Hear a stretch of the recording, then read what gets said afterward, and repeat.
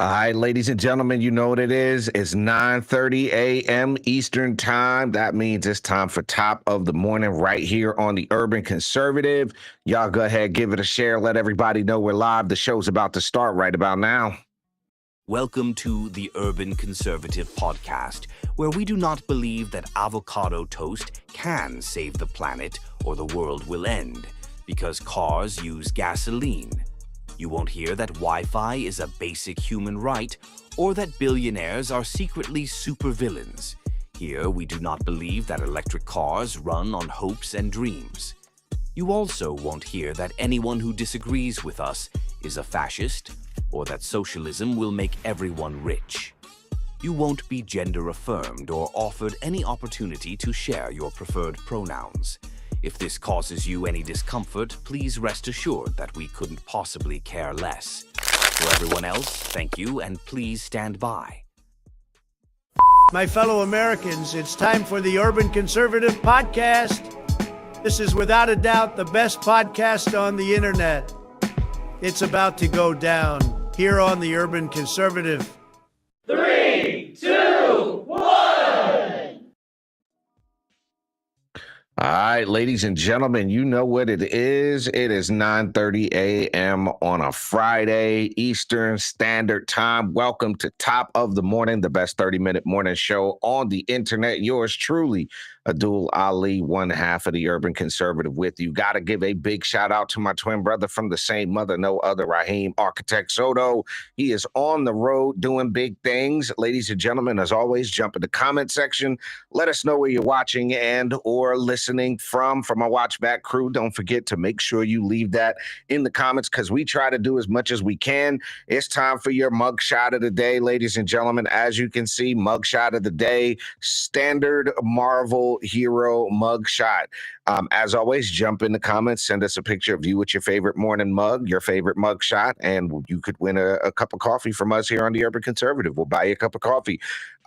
Interesting times. I gotta say, it is a lot of interesting things happening this week. We've had Custom and Border Patrol here in Charlotte and in North Carolina in general. We're going to start out this morning, though, talking about something that's on the internet side of things, on the entertainment side. And here's why I want to start with this, is because there's so much conversation about how, on the left, how corrupt the Trump administration was, how corrupt Trump was. And as we start getting closer to more and more being released on these Epstein files, we got to talk about this guy real quick right here. This guy, Mr. Pras of the Fugees.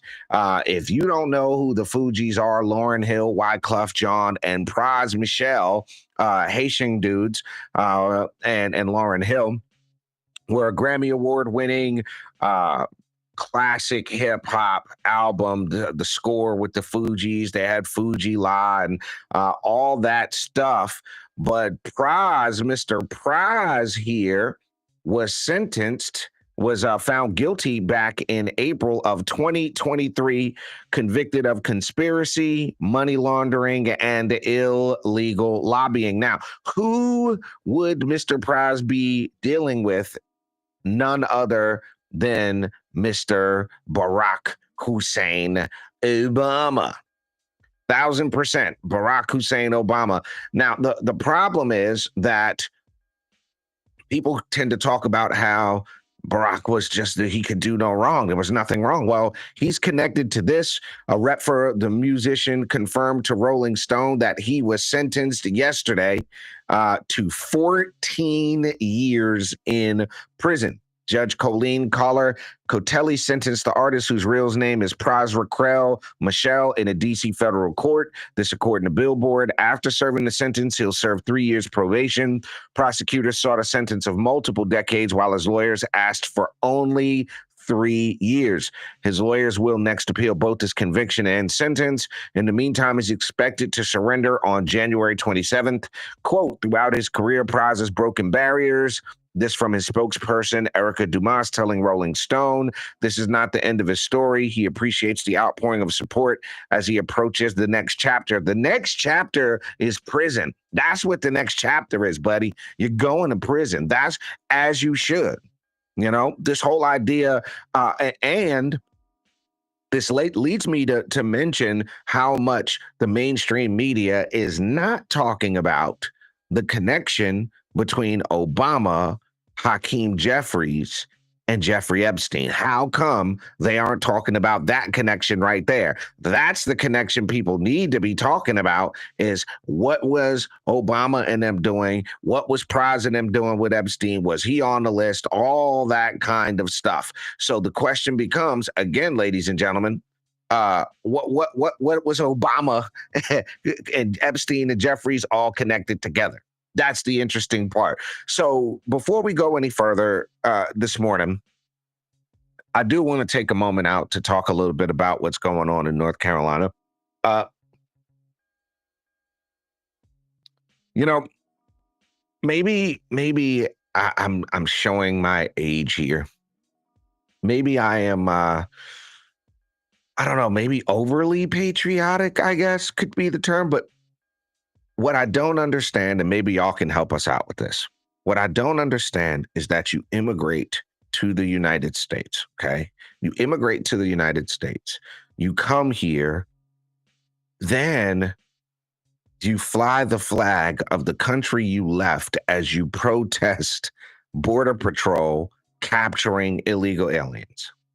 Now, over this past week, there has been a Border Patrol operation done in Charlotte, and it was called Charlotte's Web. And I'm going to share my screen here because I want y'all to see this firsthand, straight from the horse's mouth, straight from Homeland Security. So y'all can see this isn't anybody else's. This is straight from Homeland Security's website. And this was a couple of days ago. The U.S. of Homeland Security released just some of the worst illegal alien criminals this weekend during Charlotte's Operation Charlotte's Web. The immigration enforcement operation surge in Charlotte area resulted in the arrest of over 130 illegal aliens in just 2 days.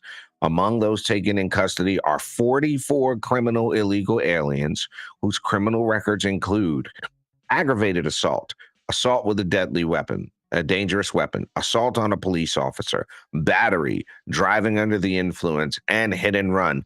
And it also included 2 gang members. Now, there's a quote here. There's absolutely no excuse to continue allowing criminal illegal aliens to terrorize American communities. These are violent assailants, gang members, and repeat offenders who have zero regard for the rule of law in our country. They're here illegally and should have never been here in the first place. Under President Trump and Secretary Noem, we are removing the worst of the worst criminal illegal aliens from our communities once and for all. Now, let's take a look at the fact that you have congresswomen like Alma Adams, you have Governor Josh Stein here in North Carolina, you have the Mecklenburg County Commission, the City Council, Mayor Val Lyles, all talking about they want to protect our community. So let's take a look at who some of these folks are that the left and the Democrats are standing up for. Look at this guy here. This is going to be Manuel Vasquez Gavarrete, a previously deported criminal illegal alien from Honduras, known 18th Street gang member. Okay. Then you've got Humberto Posada Rodriguez, previously deported. You notice a pattern here.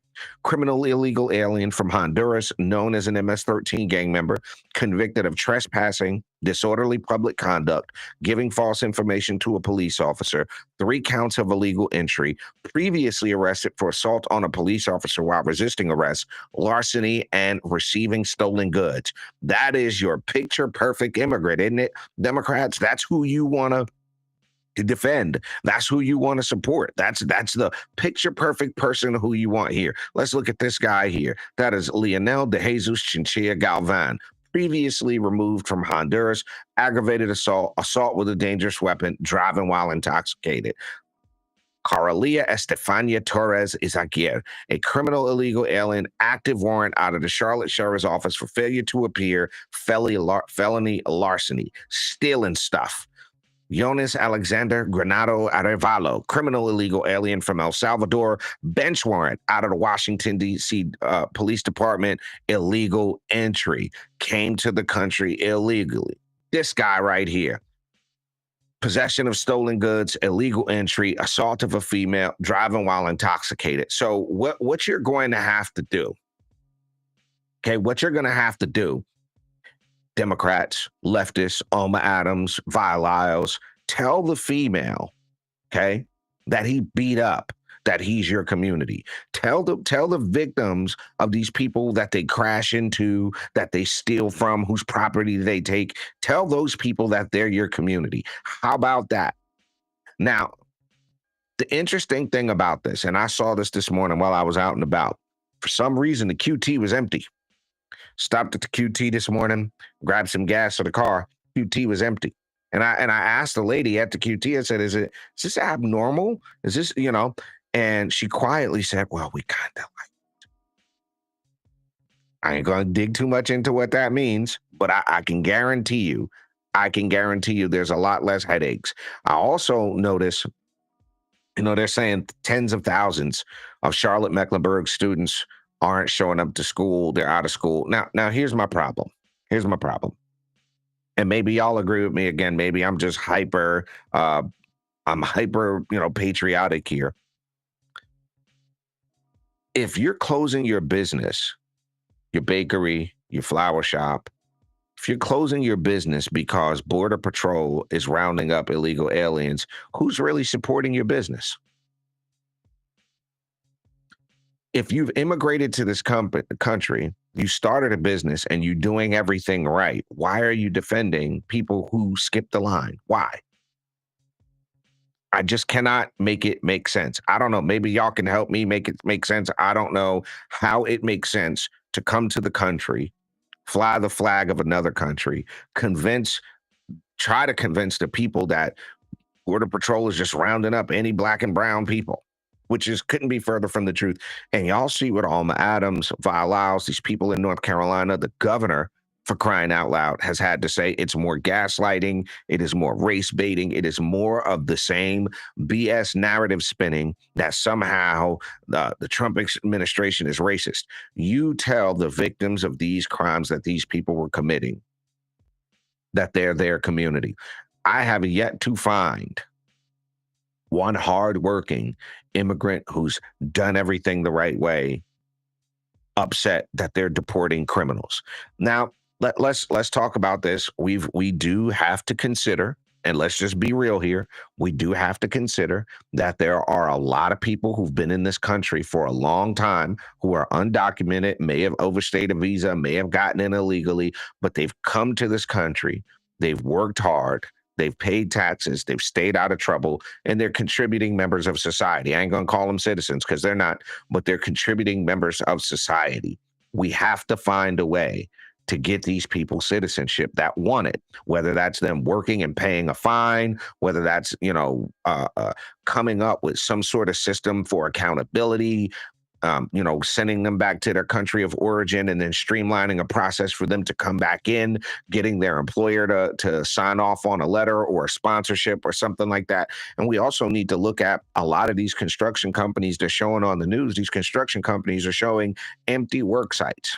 Well, if you're here legally and you're working, why aren't you going to work? What is them rounding up criminal illegal aliens got to do with you? And it is by far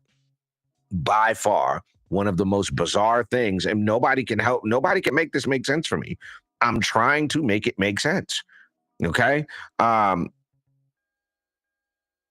a Marilyn Focine. Shouts out to Marilyn. She said, great comment. I don't want it to make sense because then I'd be crazy too.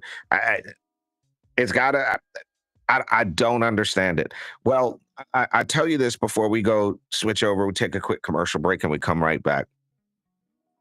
I think one of the biggest mistakes that people are falling for is this conflating of illegal criminal migrants with immigrants. And if you notice, that's all the left does is they're terrorizing the immigrant community. Well, these people are terrorizing the immigrant community. These illegal aliens are terrorizing communities. We've seen this all across the country. We've seen stories of it in North Carolina. We saw one young lady whose child was SA'd by an illegal immigrant and the Mecklenburg County illegal alien, and the Mecklenburg County sheriff didn't honor the ICE detainer and let him go. What do you say to the victims of this stuff? What do you say to the people who would otherwise have access to those construction jobs? Because the fact of the matter is, if you're here illegally, these companies know they can pay you less. What are you going to do?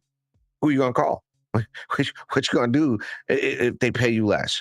There is a lot of bad that happens as a result of allowing companies to continue to use undocumented labor.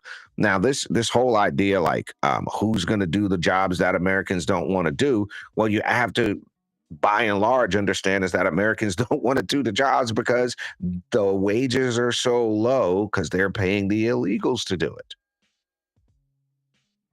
What does that say when 21% of Charlotte Mecklenburg schools aren't showing up to school? What does that say? If they're all the children of illegals and they're in school, what does that say? What does that mean for our elections? Have any of these people voted? That's a great question to ask here in Charlotte, North Carolina. But ladies and gentlemen, we are going to take a very quick commercial break. We're going to come back on the other side of this break.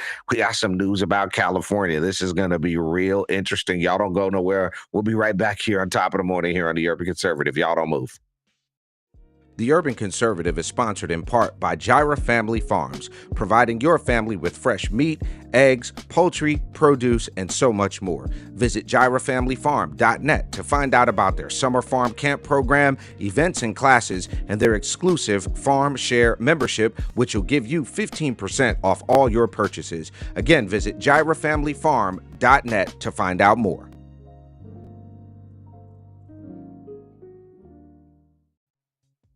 Hi, ladies and gentlemen. We're back here on Top of the Morning, the best 30-minute morning show thereabouts on the interwebs. You can see it on your screen. tuconservative.com is the website to support what we do here on the Urban Conservative, which is to support conservative candidates, ideas, and to bring the benefits of conservative policies to urban communities across this nation of ours.